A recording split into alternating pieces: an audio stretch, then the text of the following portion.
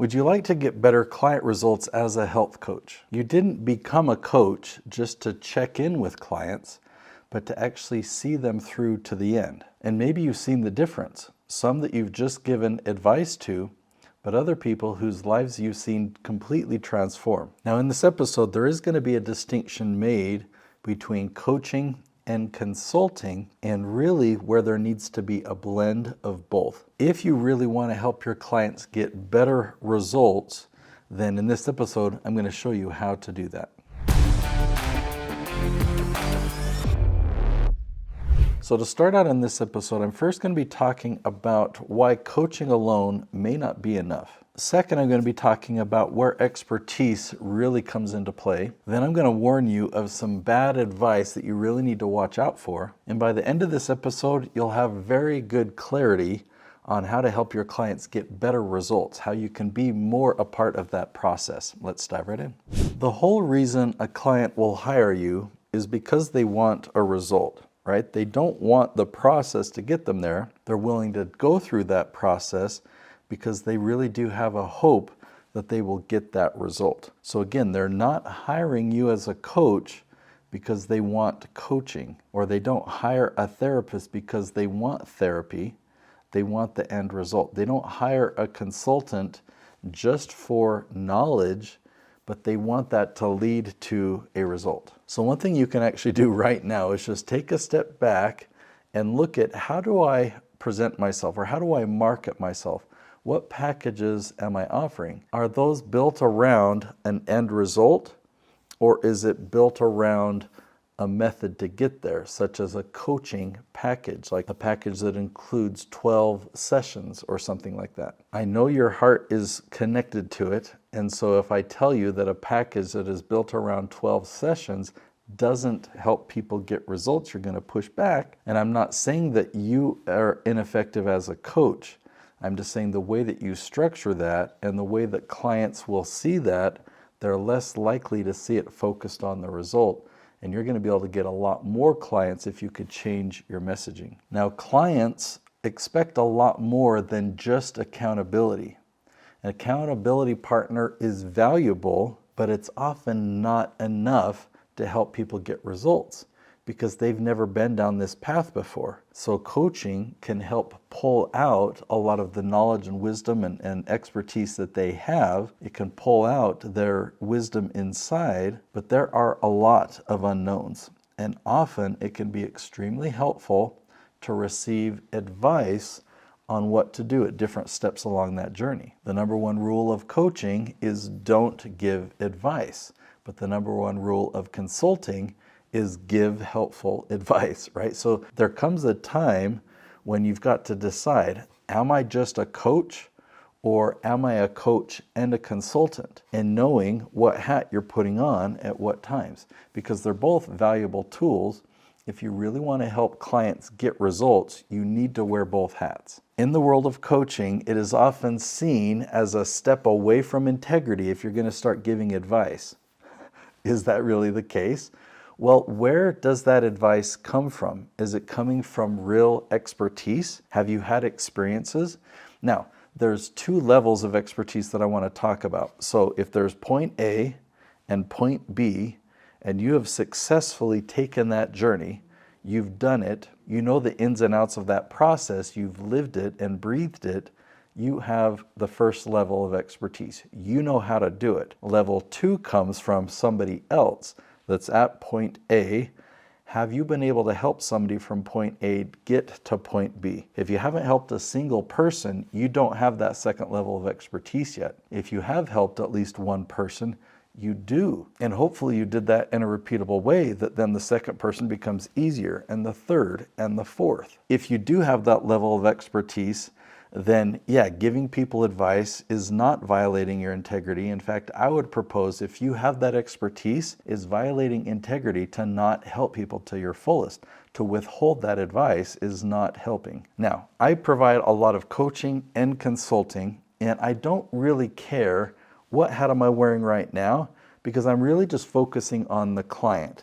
And if I feel like I need to ask a question, and oftentimes my questions, they will need to pause and really think about and kind of have their own aha, but it's to help us really get to something. And when there's a challenge that I can see, sometimes I will use coaching to help them see that on their own. But is that true coaching? Because I'm actually leading them to an answer that I know about, that I want them to find. And then oftentimes I will just kind of pause that approach and say, all right, I've got some ideas that I'm going to share. And I'll just start teaching and I'll guide them through, and they'll ask me questions for clarity on it. The more people you've helped to get from point A to point B, the better you are at this, right? I produce over 60 different YouTube channels, and so I'm really good at helping people leverage their expertise on YouTube and generate leads for their business that are like referral quality leads. So much so that the result that I'm really good at helping people do is generate revenue. In fact, I've helped many businesses generate an additional 7 figures of revenue in their business just from this strategy. Now, before your clients ever become clients and you're still in the exploration stage, you're having a discovery call, find out what they really want. Do they want accountability? Are they looking for coaching?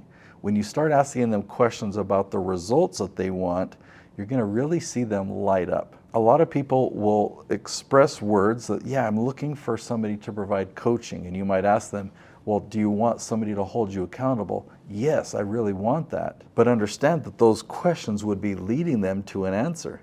So if you can be a bit more open with your questions, you'll get a different perspective as well. If you can start talking about, well, through this coaching or through this work that we do together, what's the outcome that you're hoping for? What challenge do you need to overcome, or what goal are you trying to reach? What results would you like to say? If we look back after 6 months, where would you like to be? And I guarantee you, people aren't going to say, well, after 6 months, I'm going to hope that we have 25 solid coaching sessions that are really enjoyable, that give me some things to journal about.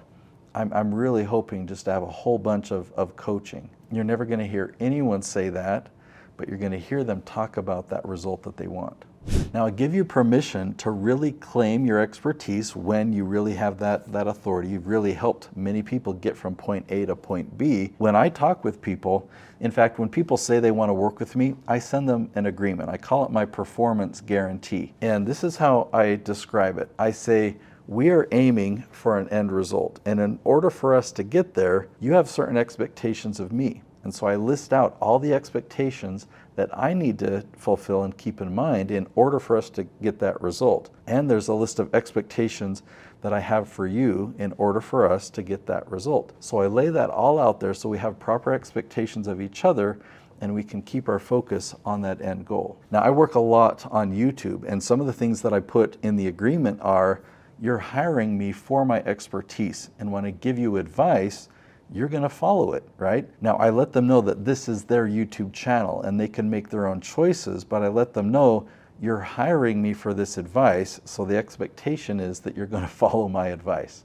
So now let's talk about some bad advice that you want to watch out for that you might hear is necessary. If you're wanting to get better results from your clients, then I want you to avoid these myths. In the world of coaching, there's a big push towards certification. Now, there's nothing wrong with that. There's nothing wrong with training. In fact, as a coach, you need to have a good model that you follow. If you're really well trained and you know a process or a system, then you can help lead people along toward those results by asking the right type of questions, really knowing what you're doing. But as you've learned from my opinions that I've shared earlier in this video, coaching is only half the equation. You've also got the consulting role. Now, in my world, where I work with so many professional speakers, coaches, and consultants, I don't know a single consultant that has any coaching certification. It's their expertise that gives them the right. If they've helped somebody get from point A to point B, that gives them way more credibility than a certificate or a title or anything like that. There are so many coaches that have this certification and that certification and that certification, and they can talk the talk, but they've never actually walked the walk. They might provide a lot of coaching, but can they show a track record of helping somebody get a result? Is there a consistent path that they're really good at? And I'm even questioning my words about, it's not the path that we're focusing on, but the destination of that path. Like me hiring a coach or a consultant or anything, I'd want to know, okay, what do you help people with? What do you help people accomplish? Do you help people run better retreats? Or do you help people get more speaking engagements? Or do you help people increase the revenue in this type of a business?